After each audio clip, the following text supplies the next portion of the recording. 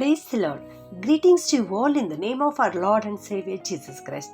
Today's Bible verse, Deuteronomy chapter 8 verse 10. Give thanks to the Lord your God for the fertile land that he has given you. ಧರ್ಮೋಪದೇಶ ಕಾಂಡ 8ನೇ ಅಧ್ಯಾಯ 10ನೇ ವಚನ. ನಿಮ್ಮ ದೇವರಾದ ಯೆಹೋವನು ನಿಮಗೆ ಉತ್ತಮ ದೇಶವನ್ನು ಕೊಟ್ಟದಕ್ಕಾಗಿ ಆತನನ್ನು ಸ್ತುತಿಸಬೇಕು. ಈ ದಿನ ಭಾರತೀಯರಿಗೆ ಮುಖ್ಯವಾದ ದಿನ. ಈ ದಿನ ಭಾರತೀಯರ ಜೀವಿತದಲ್ಲಿ ಸಂತೋಷ ಕೊಡುವಂತಹ ದಿನ, ಸಂಭ್ರಮ ಪಡುವಂತಹ ದಿನ. ಹೌದು, ಈ ದಿನದಲ್ಲಿ ಭಾರತ ದೇಶವು ಸ್ವತಂತ್ರಗೊಂಡು ಗಣರಾಜ್ಯವಾದಂಥ ದಿನ ಈ ದಿನವಾಗಿದೆ. ಗಣರಾಜ್ಯೋತ್ಸವ ಈ ದಿನವಾಗಿದೆ. ಭಾರತೀಯರೇ ಭಾರತವನ್ನು ಆಳ್ವಿಕೆ ಮಾಡುವುದಕ್ಕಾಗಿ ನಿಯಮಗಳನ್ನು ಜಾರಿಗೆ ತಂದಂಥ ದಿನ ಈ ದಿನವಾಗಿದೆ ಪ್ರಿಯರೇ. ಹೌದು, ಈ ದಿನ ಬಹಳ ಸಂತೋಷದ ದಿನವಾಗಿದೆ. ಈ ದಿನದಲ್ಲಿ ನಾವು ಏನು ಮಾಡಬೇಕೆಂಬುದಾಗಿ ಇವತ್ತು ದೇವರು ನಮಗೆ ತಿಳಿಸಿಕೊಡ್ತಾ ಇದ್ದಾರೆ. ಅದನ್ನು ದೇವರ ವಾಕ್ಯದ ಮೂಲಕವಾಗಿ ನಾವು ತಿಳಿದುಕೊಳ್ಳೋಣ.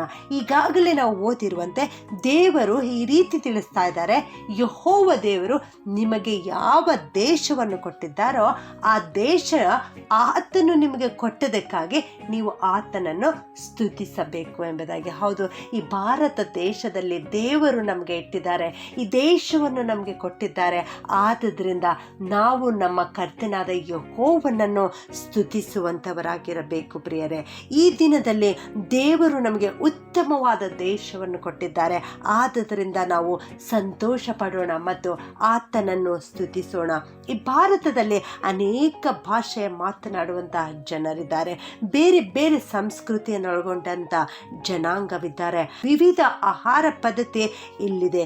ಹೀಗಿರುವಾಗಲೂ ಕೂಡ ವಿವಿಧತೆಯಲ್ಲಿ ಏಕತೆಯನ್ನು ಒಳಗೊಂಡಿರ್ತಕ್ಕಂಥ ದೇಶವೆಂದರೆ ಅದುವೇ ಭಾರತ ದೇಶವಾಗಿದೆ ಪ್ರಿಯ. ಈ ಭಾರತ ದೇಶ ಸಂಪದ್ಭರಿತವಾದಂಥ ದೇಶವಾಗಿದೆ.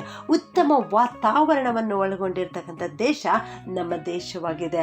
ಉತ್ತಮವಾದ ಬೆಳೆಯನ್ನು ಬೆಳೆಸಲಿಕ್ಕೆ ಅನುಕೂಲವಾದಂಥ ನೆಲವನ್ನು ದೇವರು ಕೊಟ್ಟಿದ್ದಾರೆ.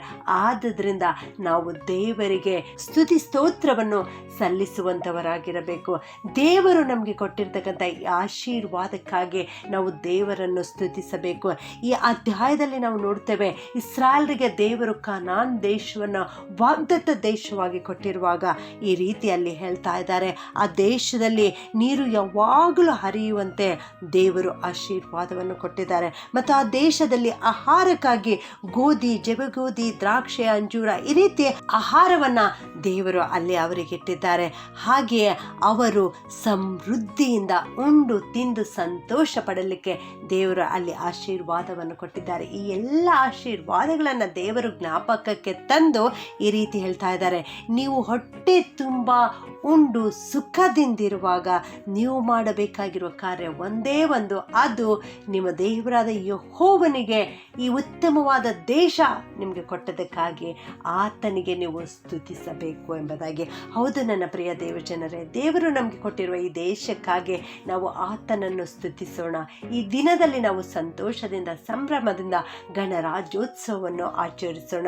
ನಾವು ಆತನನ್ನು ಸ್ತುತಿಸುವಾಗ ದೇವರು ನಮ್ಮ ಮಧ್ಯದಲ್ಲಿ ಇಳಿದು ಬಂದು ನಮ್ಮ ಜೀವಿತದಲ್ಲಿ ದೇವರು ಆಶೀರ್ವಾದವನ್ನು ಕೊಡುತ್ತಾರೆ. ನಮಗೆ ಕೊಟ್ಟಿರುವ ಈ ಆಶೀರ್ವಾದವನ್ನು ಅನುಭವಿಸಲಿಕ್ಕೆ ದೇವರು ನಮಗೆ ಶಕ್ತಿಯನ್ನು ಕೊಡುತ್ತಾರೆ. ಪ್ರಾರ್ಥನೆ ಮಾಡಿಕೊಳ್ಳೋಣ. ಪ್ರೀತಿಯ ಪರಲೋಕದ ತಂದೆಯಾದ ದೇವರೇ, ನಿಮಗೆ ಸ್ತೋತ್ರ ಉಂಟಾಗಲಿ ತಂದೆಯೇ. ನೀವು ಕೊಟ್ಟಿರುವ ಈ ವಾಕ್ಯಕ್ಕೋಸ್ಕರ ವಂದಿಸ್ತೇನೆ ಕರ್ತನೆ. ಇಂದು ಭಾರತ ದೇಶಕ್ಕೆ ಗಣರಾಜ್ಯೋತ್ಸವವನ್ನು ಆಚರಿಸಲಿಕ್ಕೆ ಸಹಾಯ ಮಾಡ್ತಾ ಇದ್ದೀರಿ ದೇವ, ನಿಮಗೆ ಸ್ತೋತ್ರ ಅಪ್ಪ. ಈ ದಿನದಲ್ಲಿ ನಮ್ಮ ದೇಶಕ್ಕೆ ನೀನು ಆಶೀರ್ವಾದವನ್ನು ಕೊಟ್ಟಿದ್ದೀರಿ. ನಾವೆಲ್ಲರೂ ಸುಖ ಸಮೃದ್ಧಿಯಿಂದ ಜೀವಿಸಲಿಕ್ಕೆ ಕೃಪೆ ಮಾಡಿ ನಡೆಸುತ್ತಾ ಇದ್ದೀರಿ ದೇವ, ಅದಕ್ಕಾಗಿ ಸ್ತೋತ್ರ ಅಪ್ಪ. ನೀವು ನಮ್ಮ ಜೀವಿತದಲ್ಲಿ ಮಾಡಿರುವ ಎಲ್ಲ ಆಶೀರ್ವಾದಗಳಿಗಾಗಿ ನಿಮ್ಮನ್ನು ಸ್ತುತಿಸುತ್ತೇವೆ, ನಿಮ್ಮನ್ನು ಕೊಂಡಾಡುತ್ತೇವೆ ದೇವ. ನೀವು ಪರಿಶುದ್ಧನಾದ ದೇವರು, ಸರ್ವವನ್ನು ದಯಪಾಲಿಸುವಂಥ ದೇವರು, ಆಶೀರ್ವಾದದ ಸುರಿಮಳೆಯನ್ನು ಸುರಿಸುವಂಥ ದೇವರಪ್ಪ. ಅದಕ್ಕಾಗಿ ಸ್ತುತಿ ಸ್ತೋತ್ರವನ್ನು ಸಲ್ಲಿಸುತ್ತಾ ಹಗಲಿರುಳು ನಿಮ್ಮನ್ನೇ ಕೊಂಡಾಡುತ್ತೇವೆ, ನಿಮ್ಮನ್ನೇ ಸ್ತುತಿಸುತ್ತೇವೆ, ನಿಮ್ಮನ್ನೇ ಆರಾಧಿಸುತ್ತೇವೆ ದೇವ. ನೀವು ನಮ್ಮನ್ನು ಆಶೀರ್ವದಿಸಿ. ಪ್ರಾರ್ಥನೆಯನ್ನು ಯೇಸುವಿನ ನಾಮದಲ್ಲಿ ಬೇಡುತ್ತೇನೆ ತಂದೆಯೇ, ಆಮೆನ್.